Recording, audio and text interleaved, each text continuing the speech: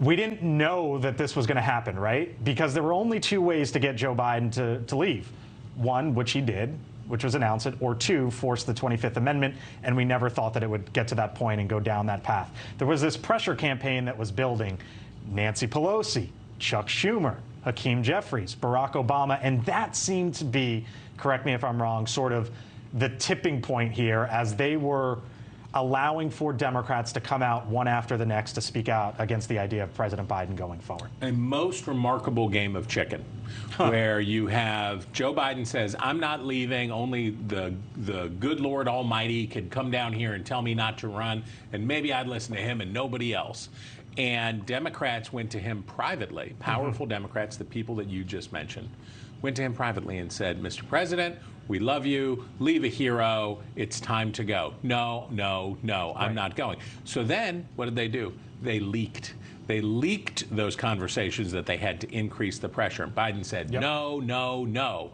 And then more and more significant members of the United States Congress came out and said it was time. And when Sherrod Brown, the senator from Ohio, the most vulnerable, one of the most vulnerable Democrats in the Senate, came out on Friday and said, yes, it's time to go, that really had the feeling that the pain was going to become too great for Joe Biden to endure. You talk about those leaks. Here we are on July 21st, Sunday.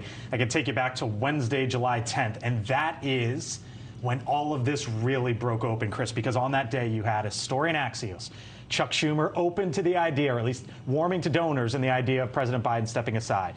Nancy Pelosi goes out on Morning Joe and basically speaks directly to the president and puts him on a clock. Says, Mr. President, we need a decision. And then the New York Times op-ed on that day from George Clooney, who we later learned Barack Obama knew of that op-ed and did not try to dissuade him from stopping it. And that's when this all started to begin to get us to this point 11 days later here on this Sunday afternoon. So it's a lot, and it's weird, and it feels tumultuous. But I also want to just say that as Americans, it's also kind of exciting.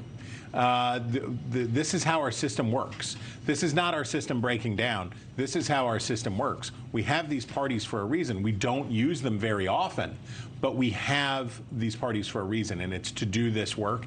And now we get to see it happen. We get to see parties engage in self-government and do this thing, and it's fascinating to watch and very interesting. So speaking of the fascination, one of the fascinating things is there is now a coalescing around Kamala Harris within the Democratic Party. But just because the party establishment, just because the party elites, just because the Democratic lawmakers who are filling your feeds on social media or putting statements in our inboxes, and the folks that we will unquestionably see on television over the next 20 to 25 days or so, just because they're saying it should be her, right? Lay out for the folks at home why they don't have the ultimate say in how all of this plays out from here. Well, you know, this morning on the Sunday show, we talked to Joyce Beatty, a congresswoman from Ohio, who's a national committee chairman for Joe Biden and all of that stuff. And she said, I'm for Biden-Harris. And she kept saying Biden-Harris.